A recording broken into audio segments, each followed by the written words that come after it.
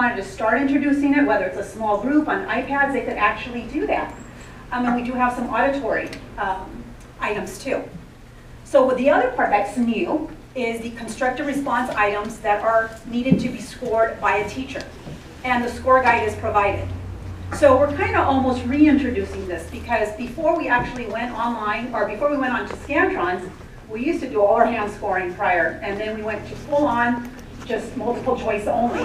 So now, as you all know, the pendulum, swings back and forth, and so now we're actually, with SBAC, there are some constructive responses.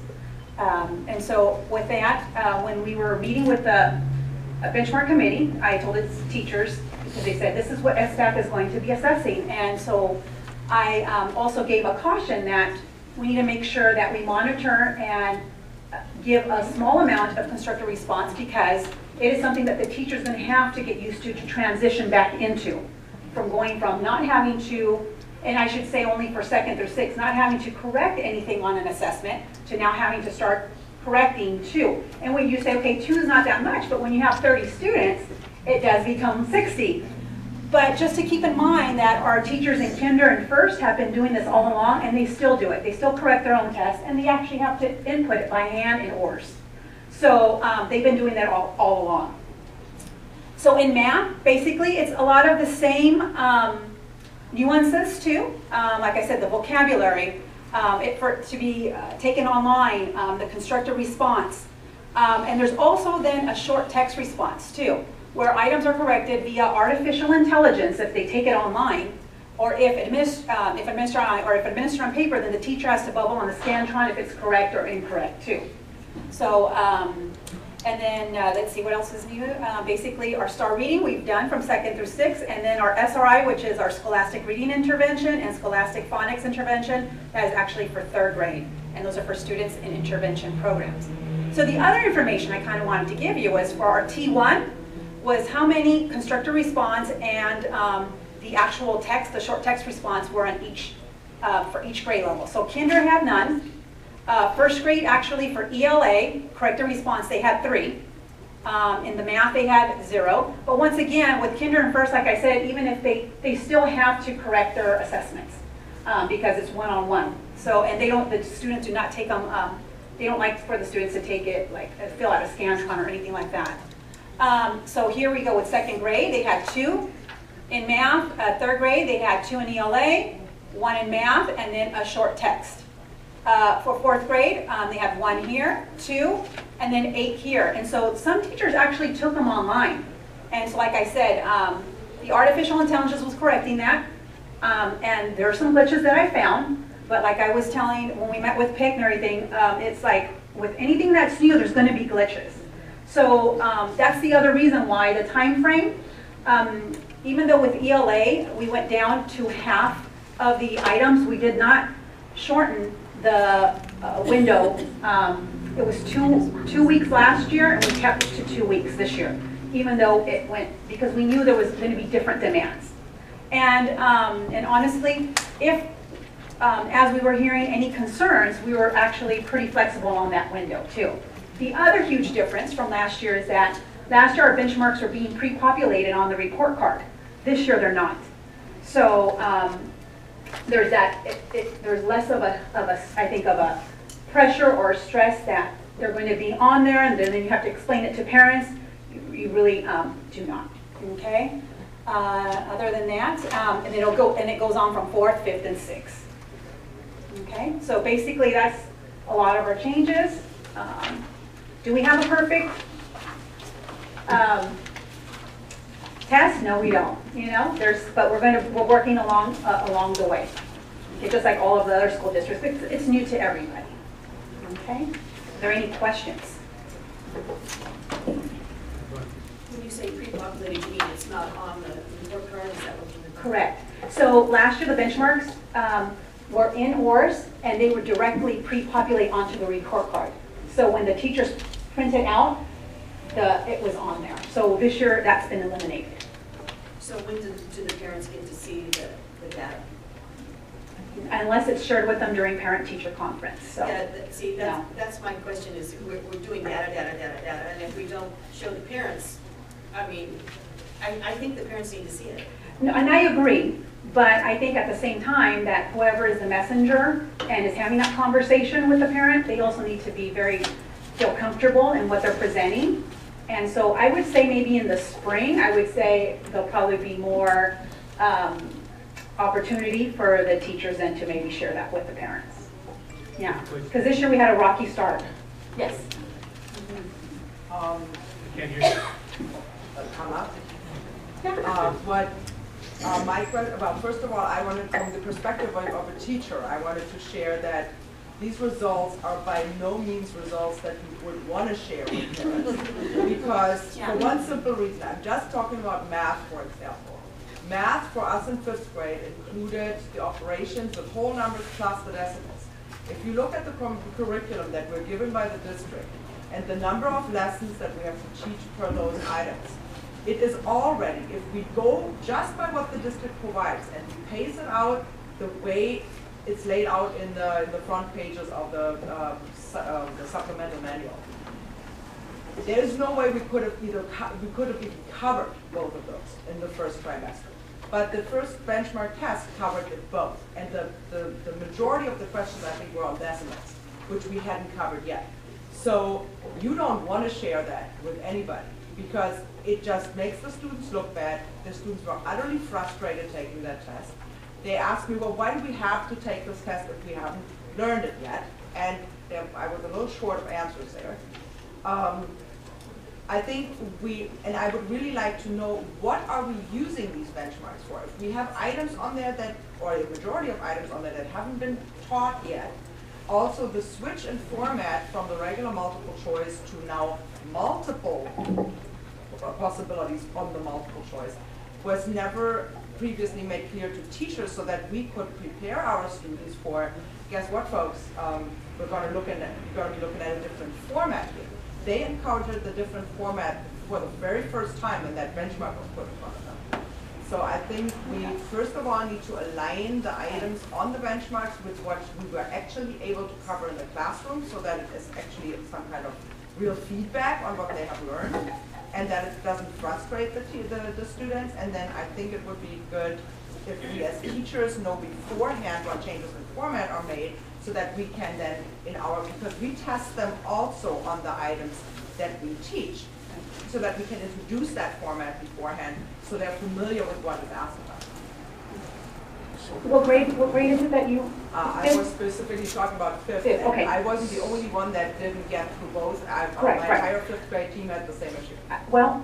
And other grade levels said similar things, that they didn't get through all their stuff. Exactly. And so that was part of the benchmark committee work, is that they actually paced the standards for that benchmark, each benchmark. So we're hoping that T2 might be somewhat easier, since you've had that matrix ahead of time and you know now exactly what are the standards that are going to be taught or tested during that trimester too, because there was a lot of debate. As you all know, our curriculum really is our standards, not the book. And so teachers were saying, so, because some are using different tools. And so one was saying, well, we can't go from the front to the end, because we have to kind of pace with what SBAC is requiring. And if you look at the SBAC blueprints, they don't go based off of standards, they go based off of the focus standards, which it's very broad. So we cannot pace like we used to for the CSDs. It's very difficult, and that's what I'm saying. It's not only frustrating, the transition for teachers, I think it's for all of us. We're learning this together. The other thing is that students were introduced to this. They actually had done the field test for Smarter Balance, and they actually took the test last year. And so when I went to go visit, I said, these are the formats that are coming down the pipe, and these are the things that we need to kind of get used to. And in all fairness to our students, we need to introduce it to them. Otherwise, they're not going to be ready for Smarter Balance. So, it's new, it's change, and change is hard for all of us. But you know what? We're not the only ones. Salina City is not the only one on this. It's the whole state, actually the whole nation. If you talk to teachers all over and administrators, it's the same feeling. So the good thing is that we're very vigilant of that. And so in making decisions, that's why we have these testing windows that we're giving a lot of flexibility to. That's why we've taken it off the report cards, because we are coherent with that. And anything else, we're very open to hearing what are the needs of the practitioners that are out there. And somehow we just need to work together and how we can get our students ready to do this, you know, to get prepared for the SBAC. Because I know as a parent, I don't want my child, to take the SBAC for the first time and see those items for the first time and not have the opportunity. And we've also spent a lot of money in technology, so we need to put it to use. Go ahead.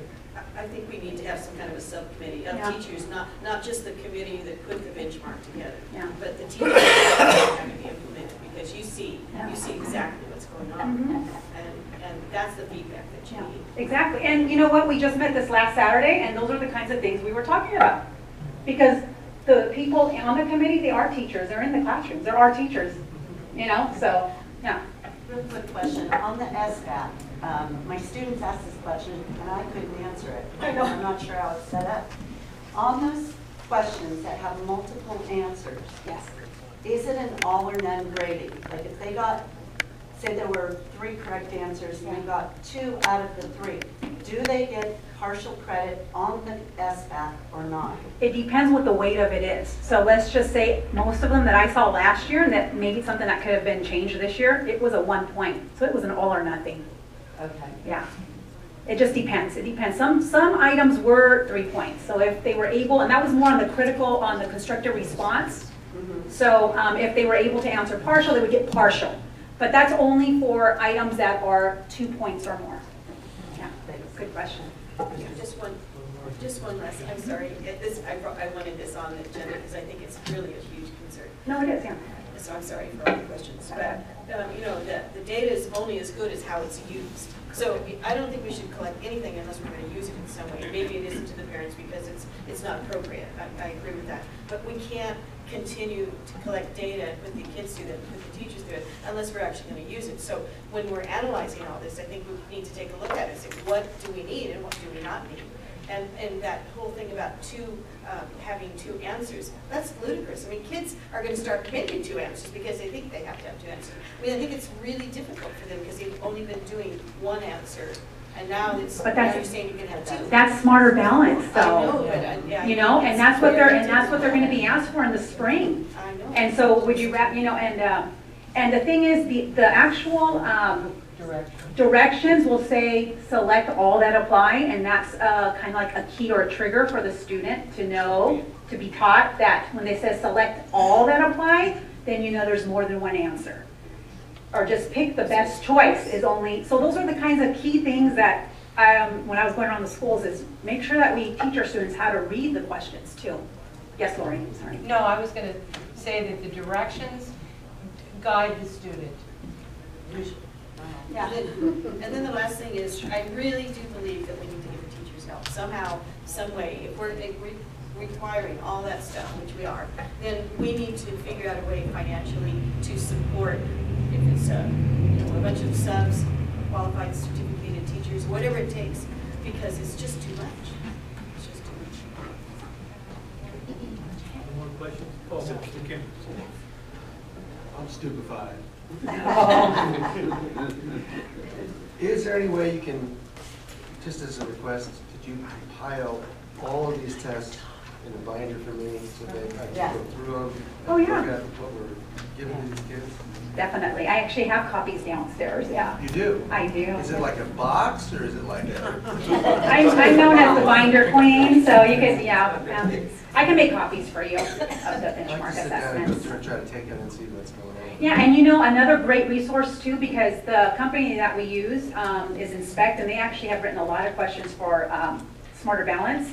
But another good resource is there are Smarter Balance practice tests too online, and I think that I actually put a link to that on our website.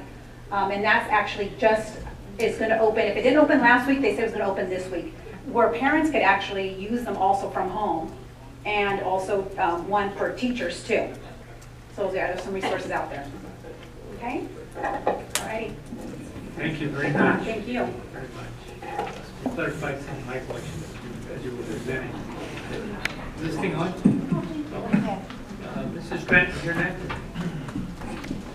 promised everybody at 8:30, but, you know, it's important. Mr. President, trustees, Dr. Lusa, members of the audience, this will be brief. Our monies, along with all the other districts in this county, are in the trust of the county treasurer. She oversees about $1 billion worth of money. A little less than 1% is ours. 4 times a year, the county treasurer provides a report on investment policy and on returns. The returns have been a very dismal 0.47% to 0.51% the last 6 or 8 quarters. The good news is they went up from 0.47 to 0.51 in this quarter that you are now reading, or that will put you to sleep when you take it home tonight. We're required once a year to present that to the board. I do it only once a year unless there's a significant change. There hasn't been one in my 4 years that I've been here, or over 4 years. With that, our money is safe in the county treasury. It's invested very conservatively, and the return won't even pay for the postage. Any questions? Any questions? You can direct them later on tomorrow morning. Okay. Okay, next one, the agenda. Next board meeting is December the 8th. Okay, December the 8th, and we'll meet at 6:30 here in the district office. Yes, sir. Good to see you.